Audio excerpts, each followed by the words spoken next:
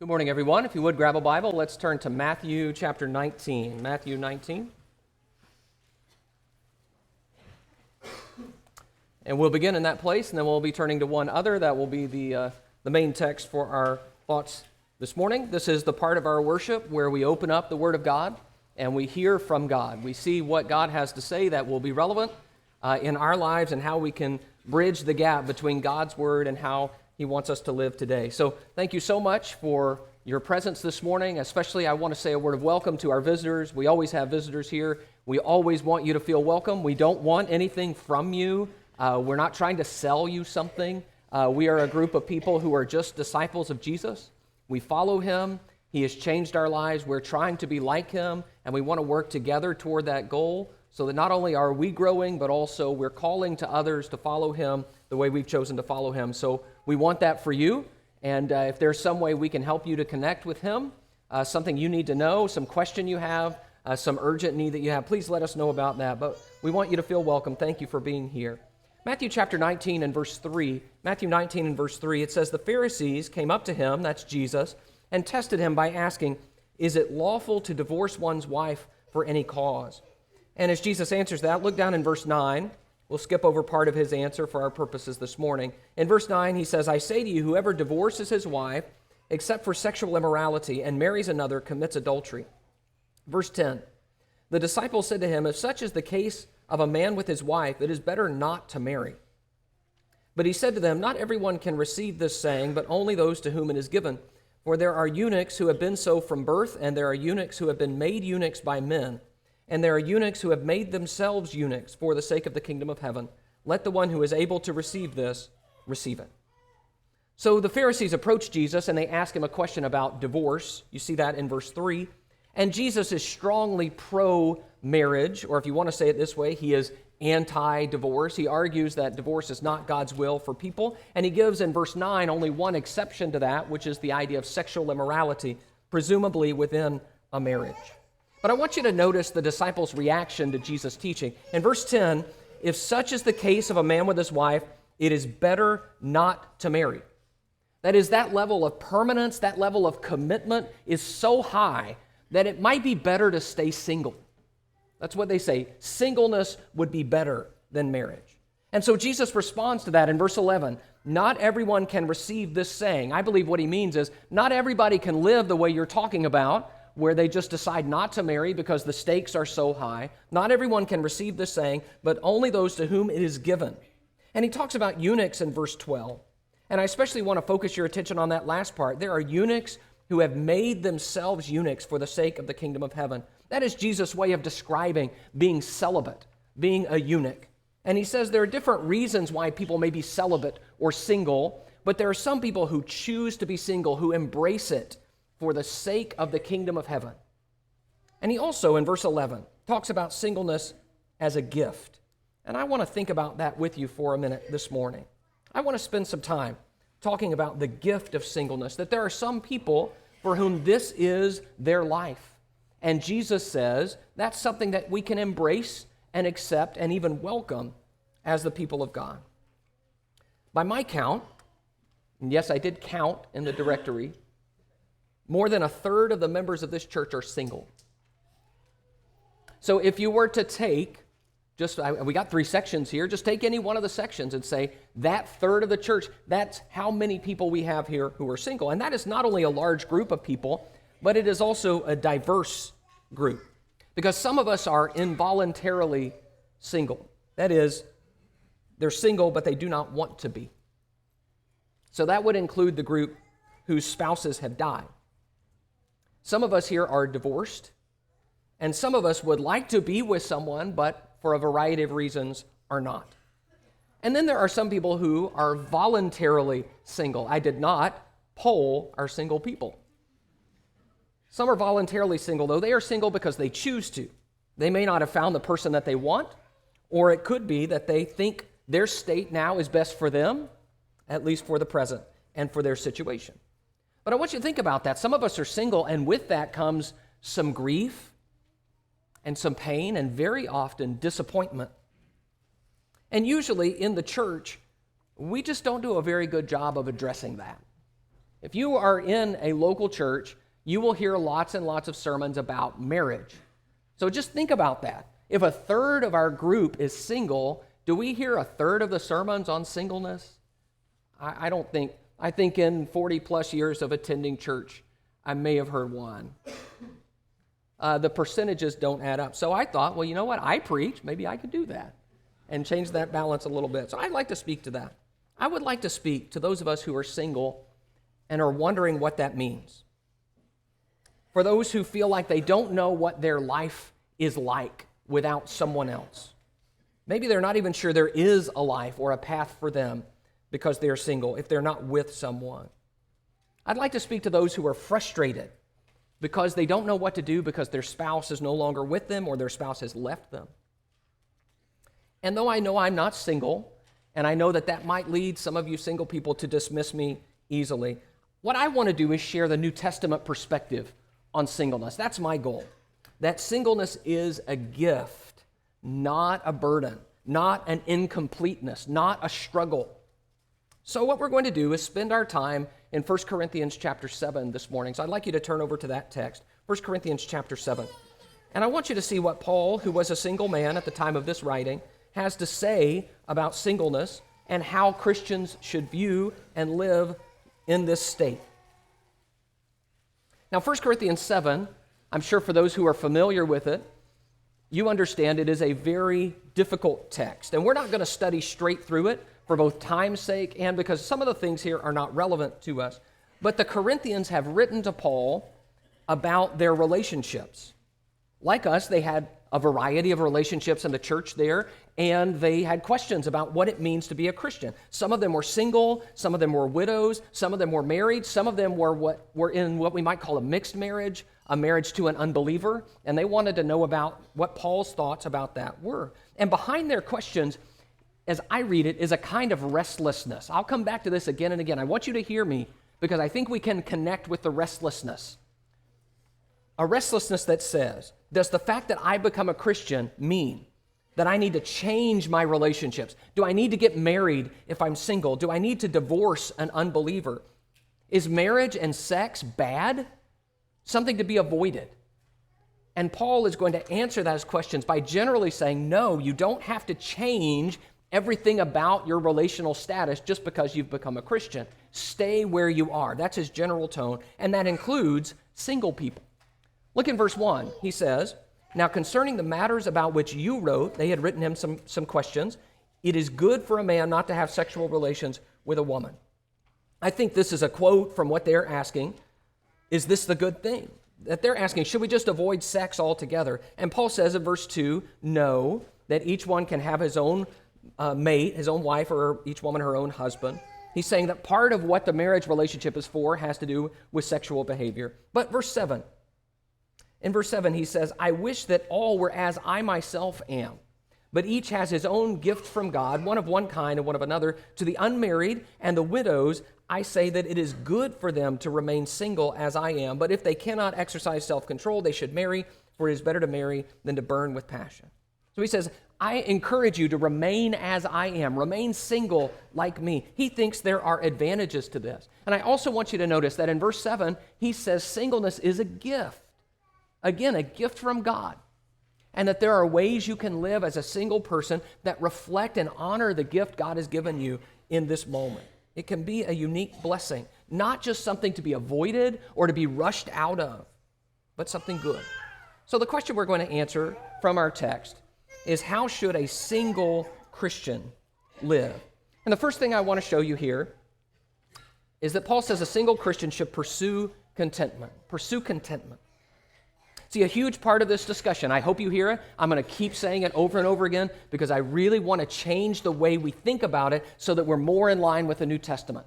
And so a huge part of this discussion is seeing singleness as a gift, not a curse, not a problem, not something missing, but instead saying, what's good about this? How can I be content where I am?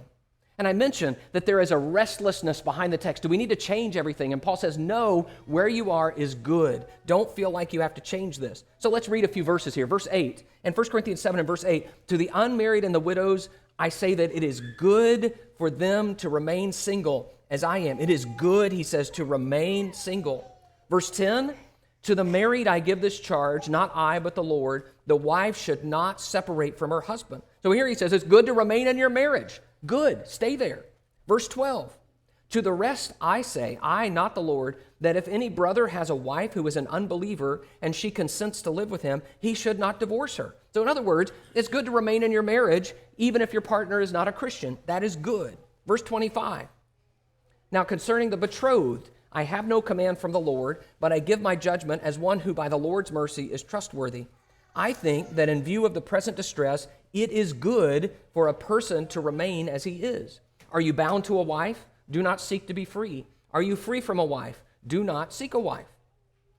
It's good, he says, for betrothed people to stay single if they feel they need to. Don't seek to be free if you're married. Don't seek a wife if you're not. Learn to be content where you are. Verse 39, a wife is bound to her husband as long as he lives, but if her husband dies, she is free to be married to whom she wishes, only in the Lord. Yet in my judgment, Paul says, she is happier if she remains as she is. And I think I too have the Spirit of God. Even widows and widowers, he says, I think you're free to remarry, he makes that clear, but you may be happier, and I think you will be happier where you are. Doesn't that sound strange to modern ears? That it's good, that you can be content wherever you are. Now I understand, and I want you to understand that part of Paul's advice here is modified by what he talks about in verse 26, where he describes a present distress. In view of the present distress, this is good. And that's probably, as I read it, a persecution that is going on in this time that puts some pressure on relationships. It's hard to be in a relationship when you're worried about, are we going to go to prison or are we going to survive the day because we are Christians? But even if this is not advice for all times, he still operates from the perspective that a Christian is capable of contentment in whatever life station they are in. Single, you can be content. Widow, you can be content. Married, you can be content. In a marriage that's not what you want it to be, you can be content. Pursue contentment. Do not think that changing your relational status will make you happy. This is one of the dangers singleness brings. That if I just found the right person, then all my problems would be solved. Then I would finally have everything I want. Then my life could begin. Then I could live happily ever after. And you know, we get sold that by a lot of people in our time. And here is Paul saying, as a single man, it's good, you can be happy or you can be content right where you are. I think we need to look this in the eye, brothers and sisters. By the way, married people are not exempt from this discussion right here. I do not need another person to be content. I don't need another person so that my life honors Christ. Another person is not going to solve all my problems. Now, I understand I'm talking to a wide group here, as I mentioned, and there can be a lot of pain in these situations. For those whose spouses have died, we miss our mates. For those who are divorced, maybe we have frustration and resentment and disappointment, or maybe we are lonely and we yearn for someone else.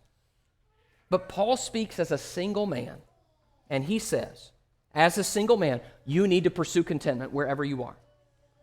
That's why I asked Daniel to read for us from Philippians 4, where Paul says, I have learned in whatever state I am to be content. This is the Christian perspective. Remember, Jesus was a single man. Paul was a single man. And they say, yes, there are things to learn about marriage, but don't think that your life is incomplete just because you're single. That's not the Christian perspective. Pursue contentment.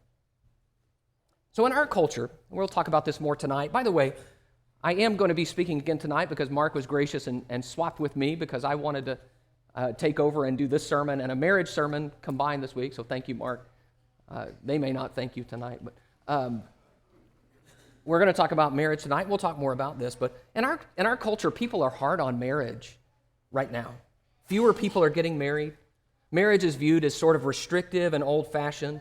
And you know, in our time, singleness means something different. it means you can be promiscuous without any ramifications. You know, you can just do whatever you want, and you can sleep around, and you don't have any ties to anyone, and that seems like the best life, although I'm not sure people are as happy as they claim they are with that lifestyle. But that's not really that's the broader culture, but that's not the way Christian culture works. You know that in Christian culture, among Christians, the pressure is very different. We battle the belief that something is wrong with me if I'm not married, that I got a problem that needs to be solved.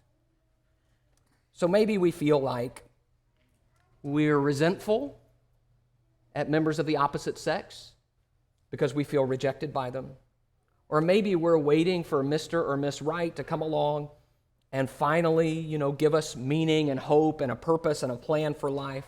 Or maybe we just feel lonely and we want someone, or maybe we want an intimate partner, or we want someone who will notice us, who will understand us. And so what we begin to think is, everything is not okay where I am. I need someone. Look again in 1 Corinthians 7. Let's look at verse 17. Paul writes in verse 17, only let each person lead the life. I'm reading the ESV. Only let each person lead the life that the Lord has assigned to him and to which God has called him. Lead the life the Lord has assigned you. Do you hear behind that? Paul is suggesting that it may be that the Lord wants you where you are. This may be what he has assigned you, maybe just for a time, for a season, but that we can learn to be content as we see God's purpose and God's working in our lives. That maybe my life will involve seasons of singleness. I might add to those who are single that many people who have rushed into marriage with the wrong person would tell you, I really wish I just stayed single a little longer, kept looking, or maybe I would be happier single than I am with this person. I fear that we're taking in a lot of cultural messaging here, that I need somebody else to make me happy. Sometimes that I have a kind of biological time bomb within me that means I just must have sex. Sometimes that the climax of my story is a wedding and a happily ever after, and until I get that, I can't have a real life. It's gotten so bad that I think sometimes we're even hesitant to say what the Bible clearly states about this, which is that some people will not or cannot have the companion or sexual partner that they want. He says that in 1 Corinthians 7 and verse 11, by the way, that those who are divorced either need to be reconciled to their mate or remain unmarried. That there is clearly in Paul's vision a lifestyle that says, this is just not a part of who I am now. I have a different calling. And we hesitate to say that because in our culture, in our time, that sounds like the worst thing you could say.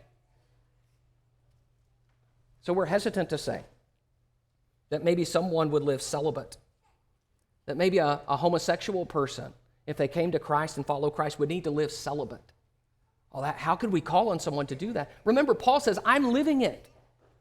And I want you to live it because it's better for you. There may be times where this is the calling. Paul would say, I have learned in whatever state I am to be content. Jesus would say, some have made themselves eunuchs for the kingdom of heaven's sake. And it's a little surprising to me that we're afraid to say that, as if that is the worst thing we could ever call on someone to do. So, pursuing contentment might mean, for our single friends here, that we meet our needs for companionship and loneliness in other ways. That maybe just for now, in this situation, that's not going to be through a mate. Might I suggest the local church as an answer to loneliness? Might I suggest that there are people here who know you and understand you and want to be with you socially and connect with you? Now, I understand that doesn't replace a long-term marriage. I know that. I'm not suggesting that. I know that it doesn't undo the pain of a divorce. I know it doesn't do what a romantic relationship would do. I get that. But it is a way we can feel whole and say, I don't have to have other people in order to make my life matter. Or it might mean That if we pursue contentment, we turn our attention from the sexual things to other things that matter more than the sexual. Or it may mean that we let go of some long-held plan for our lives. Where we say, you know what, I just thought my life would go this way. And then as everyone finds out, it doesn't go that way. And now we are where we are. Can I be content where I am? Pursue contentment. Second, embrace the advantages of singleness. This is an important part of Paul's argument. Paul is very pro-single, and you can see that here. I want you to read this with me. Let's start in verse 7 again. In 1 Corinthians 7:7, I wish that all were as I myself am, but each has his own gift from God, one of one kind and one of another. To the unmarried and the widows I say that it is good for them to remain single as I am. But if they cannot exercise self-control, they should marry, for it is better to marry than to burn with passion. He says, I wish they were as I am. It is good. It is good for them to remain single. Why, Paul? Why is this so good? Drop down to verse 26. We're going to read verse 26 to 35, and I want you to hear Paul's reasoning. 26, I think that in view of the present distress, it's good for a person to remain as he is. Are you bound to a wife? Do not seek to be free. Are you free from a wife? Do not seek a wife. But if you do marry, you have not sinned. And if a betrothed person marries, she has not sinned. Yet those who marry will have worldly troubles, and I would spare you that. This is what I mean, brothers. The appointed time has grown very short. From now on, let those who have wives live as though they had none, and those who mourn as though they were not mourning, and those who rejoice as those who were not rejoicing, and those who buy as though they did not have, as though they had no goods, and those who deal with the world as though they had no dealings with it. For the present form of this world is passing away. I want you to be free from anxieties. The unmarried man is anxious about the things of the Lord, how to please the Lord, but the married man is anxious about worldly things, how to please his wife, and his interests are divided. And the unmarried or betrothed woman is anxious about the things of the Lord, how to be holy in body and spirit. But the married woman is anxious about worldly things, how to please her husband. I say this for your own benefit, not to lay any restraint upon you, but to promote good order and to secure your undivided attention to the Lord. I want you to notice that Paul sees so many positives. For one, Paul compares singleness to marriage, and he says in a lot of situations, being single is better. That's in verse 28, where he says, those who marry will have worldly troubles, and I would spare you that. He says, look at both of them, and Paul had thought about it, and he says, I actually think singleness is better, especially his point is about anxieties and freedom. Verse 32, I want you to be free from anxieties. The unmarried man is anxious about the things of the Lord, how to please the Lord. The married man is anxious about worldly things, how to please his wife, and his interests are divided. Married people have extra responsibilities. That is true. Talk to one and you'll hear it. It's a real thing. Talk to a married person. We have to consider at least one other person's schedule and feelings and opinions and money and needs at all times. And we want to please that person. He talks about that. I don't think Paul is being critical as if we're being unspiritual when we make a commitment to a man or a woman and we say, I want to be with you for the rest of our lives, and then we try to please them. That's part of the goal of marriage. But what he is saying is, if you don't sign up for that, you have a lot more freedom. And you don't have that concern on your plate. You can do other things. You are liberated to serve in new ways and to be devoted in a clean way to the Lord.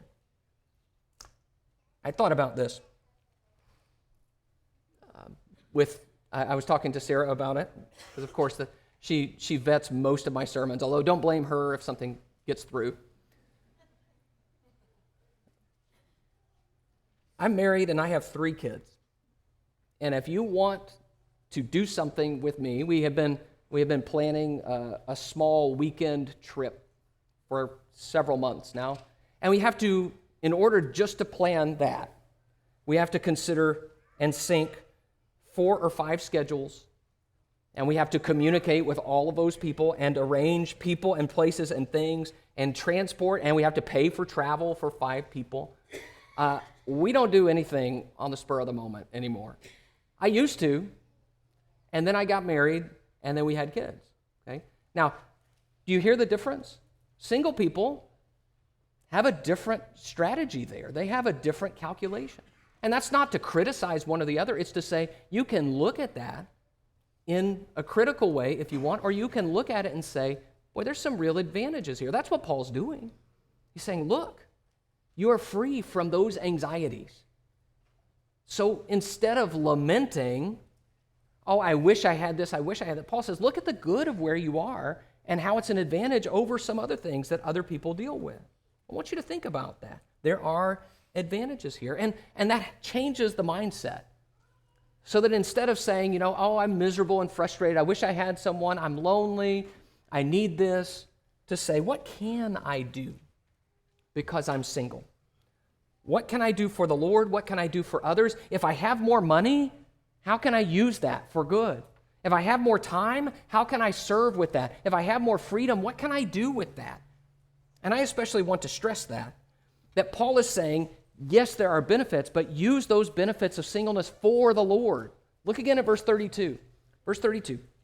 I want you to be free from anxieties. The unmarried man is anxious about the things of the Lord, how to please the Lord. Now notice that. That's a great thought, Paul, but it's only true if it's true, right? The unmarried man is anxious about the things of the Lord. We've got a lot of unmarried people here.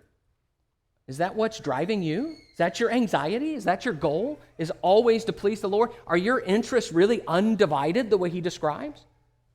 In other words, are you using those benefits in the way God intends for you to use them? Or in verse 35, where he talks about to secure your undivided devotion to the Lord. Do you feel like your devotion to the Lord is undivided now as a single person? That's the way Paul wants you to view it and to use it. So those advantages are not just about living our best life. They are asking, are we living for the Lord? I think even those who are widowed and those who are divorced may have time and freedom they did not have before. So use it for Jesus. Who can I serve? Who can I teach? How can I encourage? How can I help? You see how Paul is saying, don't just endure this. Instead, use it for the Lord. See that there are advantages and embrace it and use it. The third thing I would say in this text is that we need to stay aware of temptations. In the background of this text, Paul is clearly thinking about the potential problems and temptations of the single life. Again, he is single. He's speaking of his own life too. Look in verse 2 with me. In 1 Corinthians 7 and verse 2, he says, but because of the temptation to sexual immorality, each man should have his own wife and each woman her own husband. The temptation to sexual immorality, he says, may mean that marriage is a better option than singleness. He says, verse 5, speaking to married people, do not deprive one another, talking about sexual, except perhaps by agreement for a limited time, that you may devote yourselves to prayer, but then come together again so that Satan may not tempt you because of your lack of self-control. See, even married people can be tempted by Satan because of their lack of self-control. That's a concern, and he says that's a concern when you're single. It will still be a concern when you're married. Verse 9, if they cannot exercise self-control, they should marry, for it's better to marry than to burn with passion. So we can't talk about singleness without at least mentioning the need for self-control. Paul is a single man, and he says singleness only works when you are able to control yourself sexually. And that is because, as I've mentioned, for Christians, singleness and celibacy go together. Christian singles are celibate, and so they must be able to control themselves. That's his point, and he says that's going to be a temptation when we are single. Paul knows that Satan will use our relational status to tempt us to sin. And so he says, stay aware of temptation. I do not believe what Paul is saying is that we should only get married if we're sexually out of control. That would be a bad way to take the text. I do not believe that's what he's saying.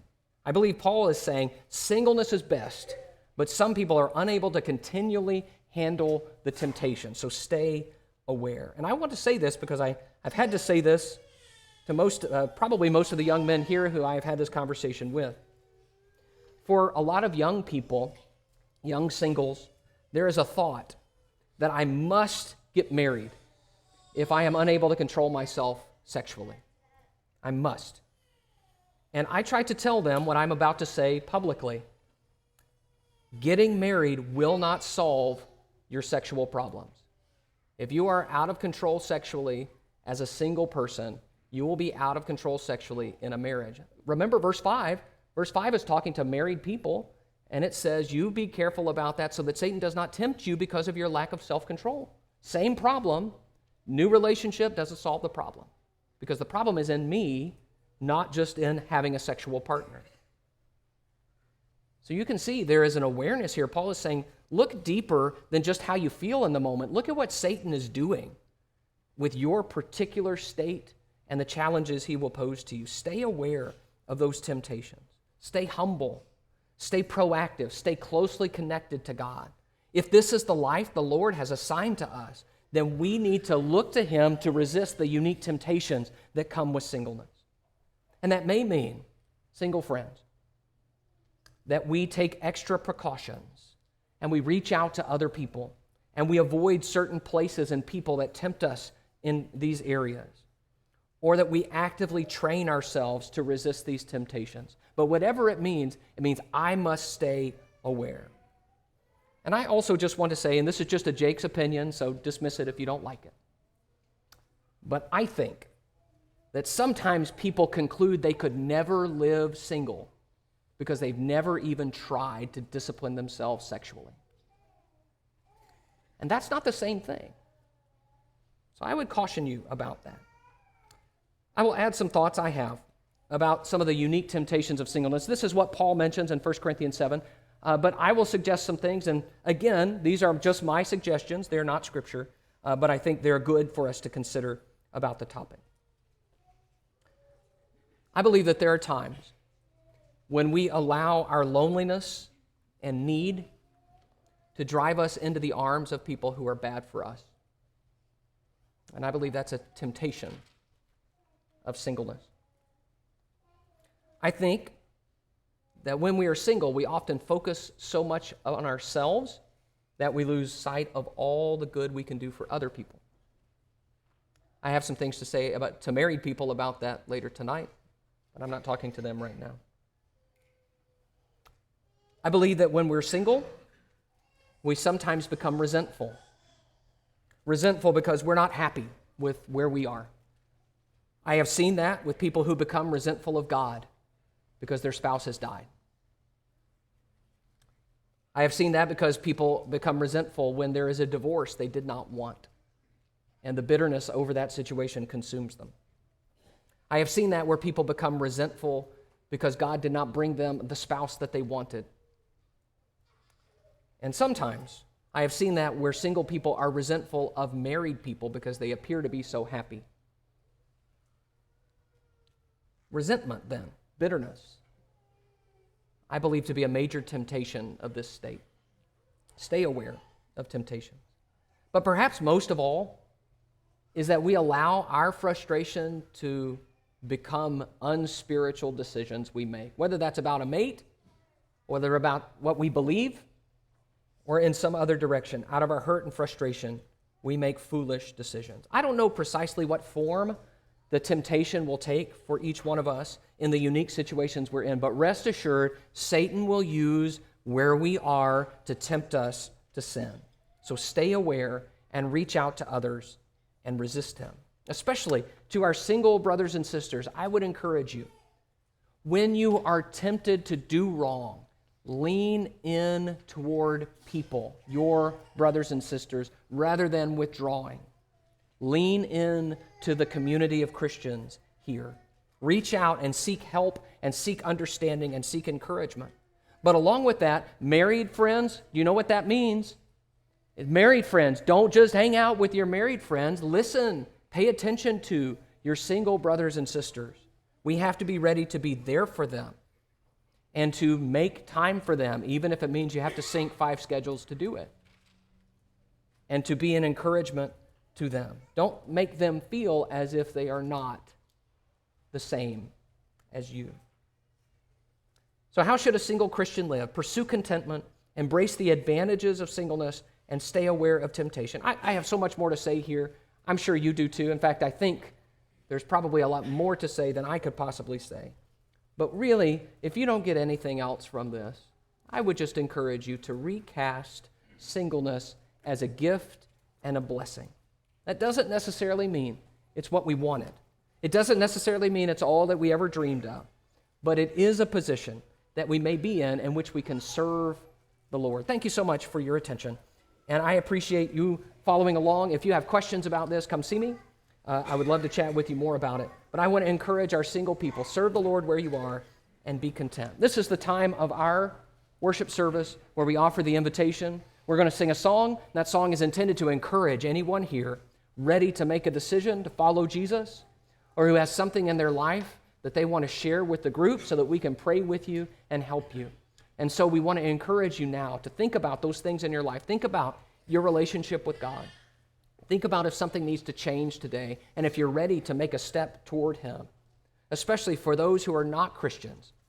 If you're ready to be a disciple of Jesus today, we encourage you, turn away from your sin, confess your faith in Him,